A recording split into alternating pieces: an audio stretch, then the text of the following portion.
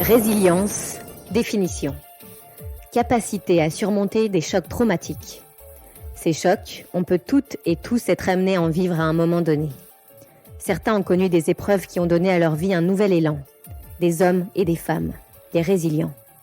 Ici, nous allons vous raconter leurs histoires. Vous venez d'entrer chez Page le podcast, l'espace qui fait parler les vraies histoires de résilience. Il était une fois Paige, jeune femme perdue dans une forêt semée d'embûches. Elle y trouve des pages et chaque page correspond à une nouvelle histoire. Mais pour autant, parviendra-t-elle à s'échapper de cette forêt de la résilience ?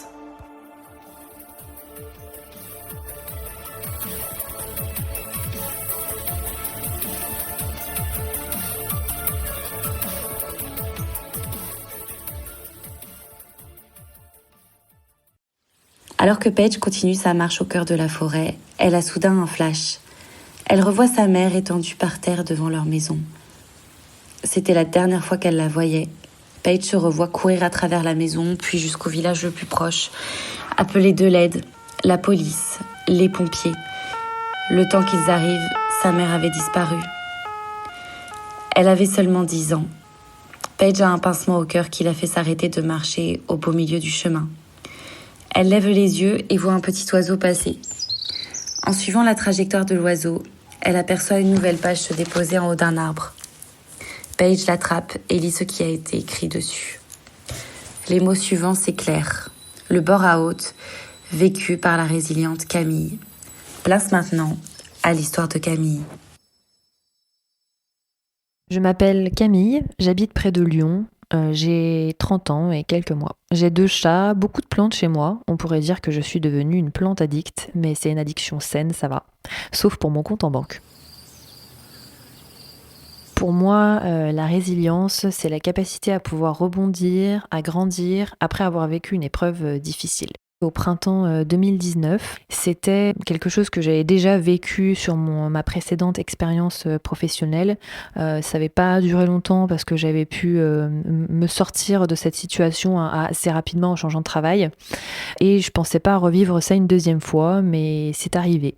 C'était donc au printemps 2019, je travaillais pour un cabinet de consultants et dans ce type de travail, on peut avoir des fortes charges en termes d'activité de travail et à des moments une charge un peu moins importante selon les demandes des clients. Et donc là, c'était une période assez creuse, vraiment très très creuse. Et donc j'avais très peu de travail à faire. Je pense que sur une journée de 7 heures de travail, peut-être que j'avais peut-être concrètement 2 ou 3 heures de travail à faire. Donc je m'ennuyais beaucoup et les journées étaient clairement très longues. Donc ça s'est traduit un petit peu par de l'ennui, une perte de sens et je pense que ce qu'on peut appeler du bore-out. Donc je vais peut-être redéfinir ce que c'est le bore-out qui se distingue du burn-out et donc je vais lire une définition qu'on trouve dans le Larousse. Donc le bore-out, c'est un syndrome d'épuisement professionnel dû à l'ennui provoqué par le manque de travail ou l'absence de tâches intéressantes à effectuer, engendrant une démotivation, une dévalorisation de soi, ainsi qu'une intense fatigue physique et psychique. Donc c'est à peu près ce que j'ai vécu, cette sensation vraiment de vide, cette perte de sens, une grosse démotivation clairement. Donc il fallait que je me lève le matin pour aller au travail, mais je voyais même pas l'intérêt d'y aller. Je mettais mon réveil, mais j'étais vraiment pas motivée. Je pense que je prenais peut-être pas vraiment soin de moi à cette époque parce que je me sentais tellement inutile que du coup j'allais au travail mais sans y prendre goût et en me disant d'avance que en fait mes journées elles allaient vraiment être longues et ennuyeuses.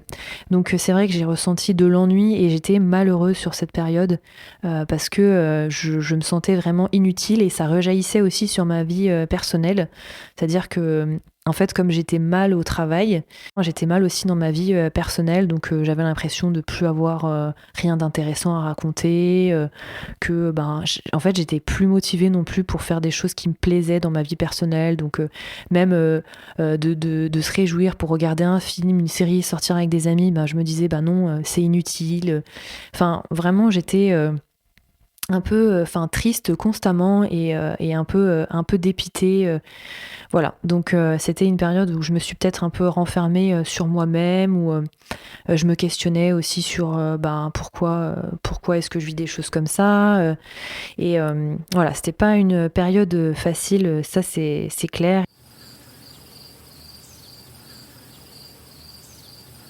Il y avait aussi ce sentiment de honte, parce que peut-être que ce qui est valorisé au travail, on va dire, ce qui semble valorisé, c'est les personnes qui sont vraiment, qui ont l'air très stimulées, qui arrivent en réunion en disant excusez-moi pour mon retard, j'avais un call ou je suis vraiment charrette en ce moment. Enfin, voilà, c'est des gens qui, de l'extérieur, ont beaucoup de travail et on peut pas se passer d'eux. Alors que là, vraiment, c'était l'extrême inverse.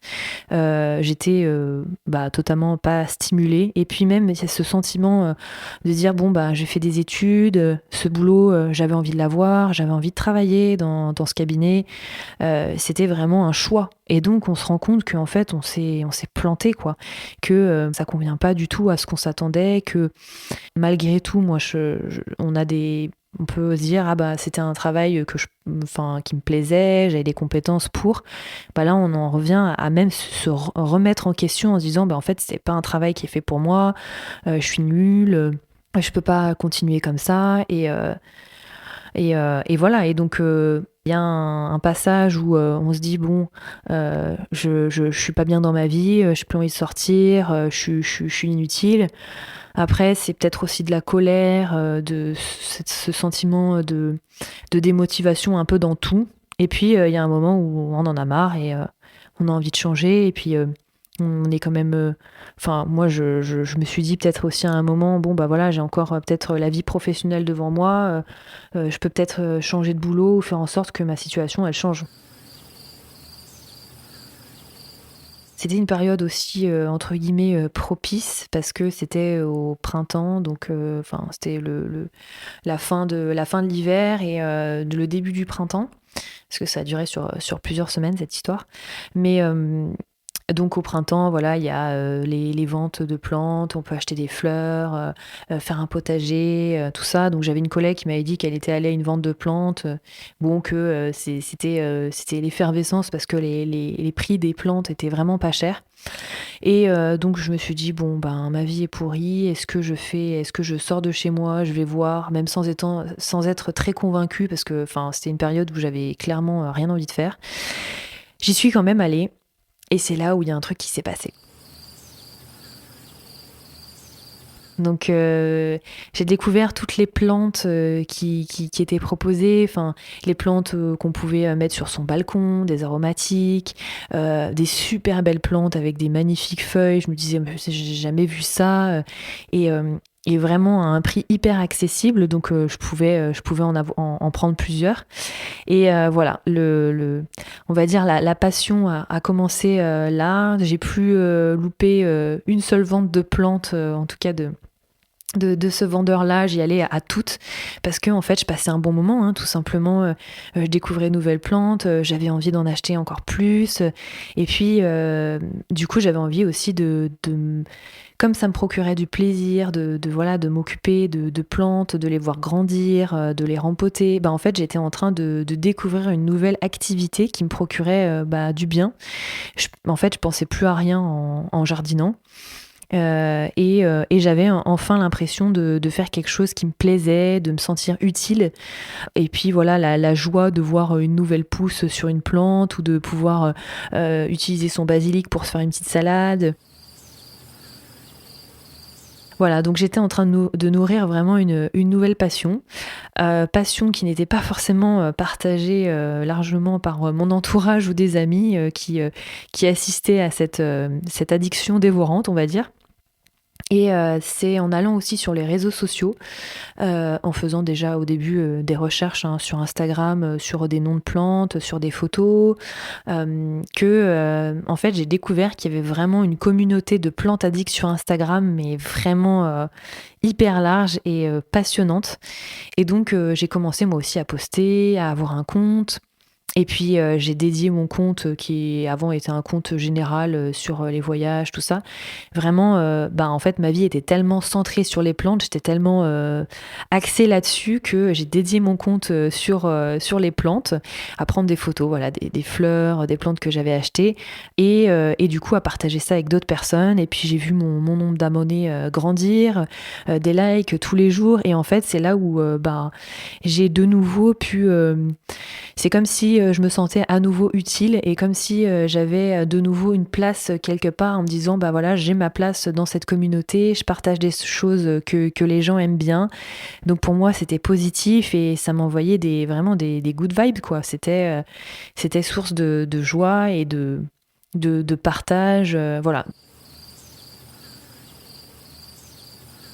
Donc je me suis un petit peu éloignée, on va dire, de cette léthargie que me procurait mon travail en me disant mais en fait il n'y a pas que le travail. Donc dès que j'avais une pause ou entre midi et deux et direct le soir, en fait, j'étais dessus, j'étais sur Instagram, j'étais sur mes plantes. Tous les soirs, j'avais ma routine à brumiser mes plantes, regarder les nouvelles pousses. Le matin, c'est pareil, avant d'aller au boulot, je regardais mes plantes, je prenais des photos. Enfin, j'étais complètement focus et sans cette épreuve, j'aurais peut-être pas nourri une passion grandissante pour les plantes à ce point-là. J'avais, je pense, à cette époque, vraiment besoin de m'évader, de me rapprocher aussi de quelque chose du vivant, un petit peu, je pense. Ça m'a vraiment appris à ne plus tout miser sur mon travail parce que je pense que j'étais quelqu'un qui avait un peu plein d'ambition, qui avait envie d'avoir une belle carrière, etc. Et donc, je mettais beaucoup de choses dans mon travail en me disant que c'était le travail source d'épanouissement, que c'est là que j'allais pouvoir avoir un rôle, une place dans la société, etc. Et en fait, je me suis rendu compte qu'on pouvait aussi très bien, en ayant une vie personnelle qu'on nourrit et que des activités en fait qui nous rendent joyeux, qui nous font plaisir, que c'était aussi à travers mes passions dans ma vie personnelle que je pouvais vraiment m'épanouir et me sentir heureuse. Donc aujourd'hui, j'ai changé de travail. Il y a des choses quand même que j'ai voulu changer pour me sortir de cette situation. Ma passion grandissante ne s'est pas arrêtée lorsque j'ai changé de travail. Au contraire, elle n'a fait que grandir et du coup, j'apprends encore tous les jours des choses sur les plantes, sur la nature. Pour moi, ça a vraiment été une révélation. C'est ça aussi où je me rends compte que les épreuves difficiles nous permettent aussi d'apprendre des choses sur nous-mêmes, de se découvrir un petit peu, et puis comme une renaissance en fait. Pour moi, ça a été un petit peu ça, une découverte d'une magnifique passion et qui continue à m'habiter aujourd'hui. Ce que je me dis quand je vais pas bien ou quand je traverse une épreuve, un passage difficile dans ma vie, c'est que c'est un peu pareil, parallèle avec les plantes. C'est des fois ça arrive qu'il y ait une plante qui meurt ou on se rend compte que on s'en occupe pas bien ou que voilà elle a pas l'air très en forme. Mais en fait c'est source d'apprentissage. C'est que tout n'est pas parfait, tout ne peut pas bien se passer tout le temps. Et je me dis que voilà, ce qui ne tue pas nous rend plus fort, que chaque épreuve, chaque erreur, chaque chose un petit peu difficile qu'on peut vivre est source d'apprentissage et que rien n'est inéluctable, rien ne dure indéfiniment, que les temps changent, que voilà, c'est aussi les pensées qu'on peut avoir qui font que après on va changer ses actions et voilà, c'est ce côté positif qui ressort. À la fin de sa lecture, Paige baisse les yeux et elle aperçoit entre ses pieds une petite pousse, comme la promesse d'une nouvelle plante ou d'un bel arbre, les prémices d'un nouveau projet, comme celui de Camille. Car Paige le sait, le fait que Camille était mise au placard au boulot l'a forcée à chercher un nouvel air, comme la naissance d'une plante. Et son projet de plante n'aurait certainement pas vu le jour sans cette épreuve. Je vous donne rendez-vous dans 2 semaines pour découvrir une nouvelle page, celle de l'histoire de Thibaut.